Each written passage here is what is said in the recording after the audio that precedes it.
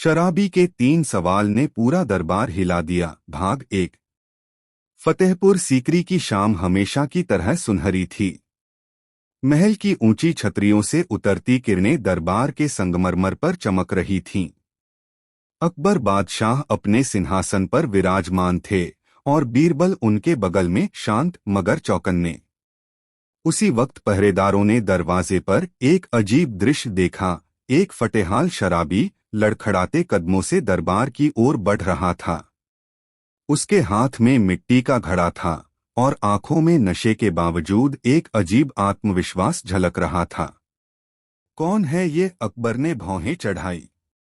जहांपनाह सिपाही ने कहा, ये कहता है कि इसे खुद बादशाह से 3 सवाल पूछने हैं, और अगर उनके जवाब बीरबल नहीं दे सके तो ये खुद को जहां का सबसे बड़ा ज्ञानी कहेगा। दरबार में खुसर पुसर मच गई। एक शराबी और बीरबल को चुनौती। अकबर मुस्कुराए, चलो देखते हैं इसकी हिम्मत कितनी सच्ची है। शराबी झुकते हुए बोला, जहांपनाह, मैं 3 सवाल पूछूंगा। अगर बीरबल ने एक भी गलत कहा तो समझ लीजिए आपका दरबार झूठे ज्ञान पर टिका है। अकबर ने इशारा किया, पूछो। पहला सवाल। शराबी बोला, अगर खुदा हर जगह है तो फिर मंदिर और मस्जिद क्यों? दरबार में सन्नाटा छा गया। अकबर ने बीरबल की तरफ देखा। बीरबल मुस्कुराए, जहां खुदा है वहां उसका घर भी होगा, मगर इंसान को खुदा नहीं दिखता, इसलिए वो घर बनाता है ताकि खुद को याद दिला सके कि ऊपर कोई है। शराबी ने सिर हिलाया। ठीक है, पहला जवाब ठीक। अब दूसरा सवाल। वो घड़े से एक घूंट पीकर बोला, जब मौत तय है तो हम इलाज क्यों करते हैं? बीरबल ने थोड़ा सोचा और बोला, इलाज मौत से बचने के लिए नहीं बल्कि जिंदगी की इज्जत बचाने के लिए किया जाता है। दरबार में ताली गूंज उठी। शराबी की आंखों में अब हल्की जिज्ञासा थी। अच्छा बीरबल, अब आखिरी सवाल। उसने हंसते हुए कहा, अगर इंसान खुद को जान ले तो क्या वो खुदा बन सकता है? पूरा दरबार थम गया।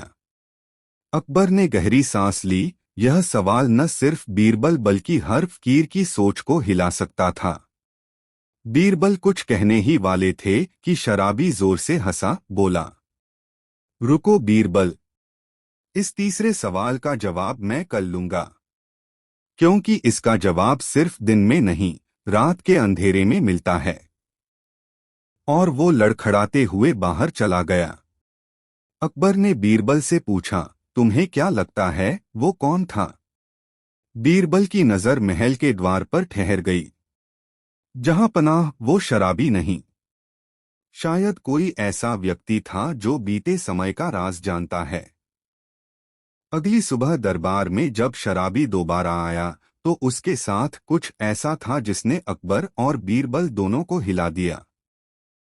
अगली सुबह फतेहपुर सीकरी का दरबार हमेशा की तरह सजाया गया, मगर आज माहौल कुछ अलग था। हर दरबारी के मन में बस एक ही सवाल था, वो शराबी कौन था और तीसरे सवाल का क्या मतलब था? अकबर भी बेचैन थे। उन्होंने आदेश दिया, जैसे ही वो शराबी आए उसे सीधे हमारे सामने लाया जाए। घंटे बीते और फिर वही आवाज गूंजी, जहांपनाह, वो आदमी फिर आया है। दरवाजे खुले, मगर इस बार शराबी वैसा नहीं था जैसा कल। उसके कपड़े साफ थे, आंखों में अब नशा नहीं बल्कि गहरी चमक थी। उसके हाथ में वही मिट्टी का घड़ा था, मगर अब वो आधा भरा नहीं बल्कि सील किया हुआ था। वो झुककर बोला, जहांपनाह, कल मैंने तीसरा सवाल अधूरा छोड़ा था। आज मैं जवाब नहीं चाहता बल्कि बीरबल से एक काम करवाना चाहता हूं। अकबर ने इशारा किया, कहो। शराबी ने कहा, इस घड़े में कुछ है। बीरबल इसे बिना खोले बताए कि इसके अंदर क्या है। अगर बता दिया तो मैं अपनी असली पहचान बताऊंगा, और अगर नहीं बता पाए तो मैं दरबार छोड़ जाऊंगा हमेशा के लिए। दरबार में सनसनी। अकबर ने बीरबल की ओर देखा। क्या तुम ये कर सकते हो? बीरबल मुस्कुराए। जहां पनाह, कोशिश जरूर करूंगा। उन्होंने घड़ा हाथ में लिया। वो हल्का था, मगर जब कान लगाया तो अंदर से एक धीमी सी सरसराहट की आवाज आई, जैसे हवा नहीं, कुछ जीवित चीज हिल रही हो। बीरबल ने कुछ पल सोचा और बोला, इस घड़े में न शराब है न पानी। इसमें कोई ऐसी चीज है जो सांस लेती है मगर बोलती नहीं। शराबी मुस्कुराया। अच्छा, तो खोलो इसे। जैसे ही घड़ा खोला गया, अंदर से एक छोटा सांप बाहर निकला और फुफकारता हुआ जमीन पर गिरा।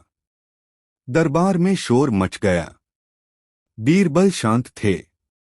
बोले, जहां पनाह, सांप की तरह कुछ इंसान भी होते हैं जो जहर अपने अंदर रखते हैं मगर दूसरों को डसने की जल्दी नहीं करते जब तक कोई उन्हें छेड़े नहीं। अकबर ने प्रभावित होकर सिर हिलाया। लेकिन अब बताओ, उन्होंने शराबी से कहा, तुम हो कौन?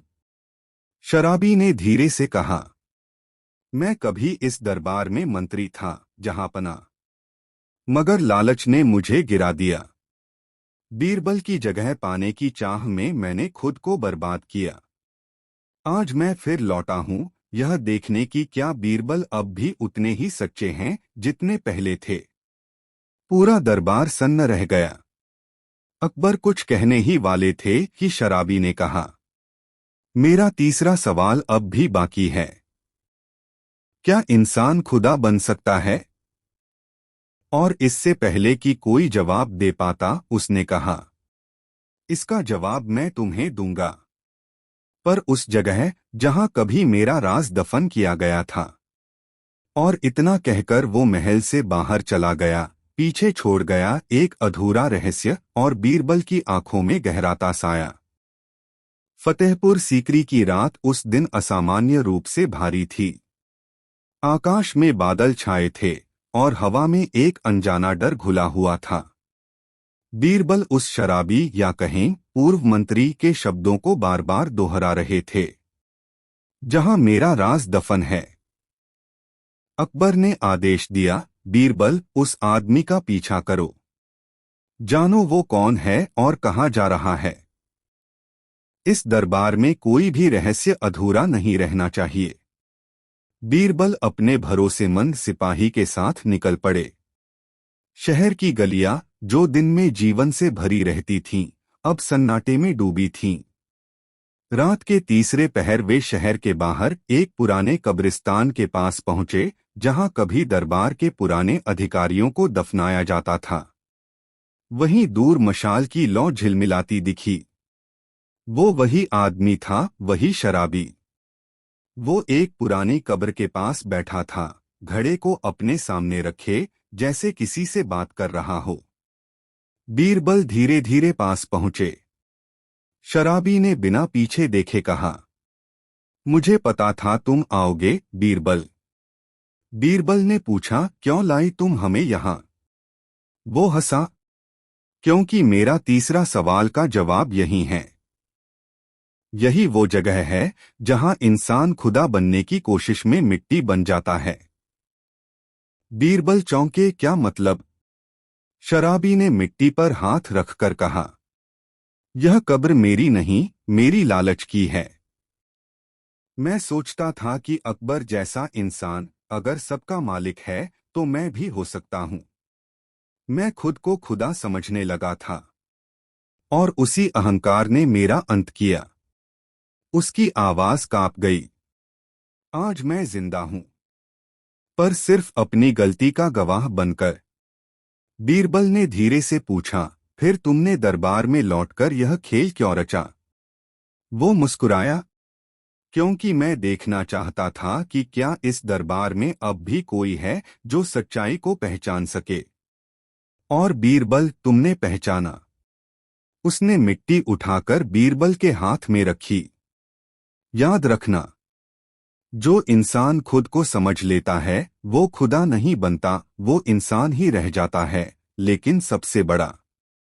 इतना कहकर शराबी ने घड़े का आखिरी टुकड़ा जमीन पर फोड़ा और अचानक मशाल बुझ गई। बीरबल ने तुरंत मशाल फिर जलाई, मगर वहां कोई नहीं था, सिर्फ मिट्टी पर लिखे 3 शब्द। तीसरा सवाल पूरा।